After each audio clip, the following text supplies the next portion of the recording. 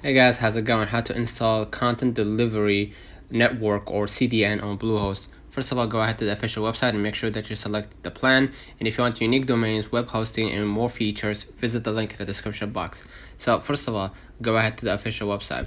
Log into your account manager. Click Websites tab from the side navigation. You're going to see it right here. And locate the website you wish to enable the CDN for, and then click Settings, right? On each of these or one of those websites, right?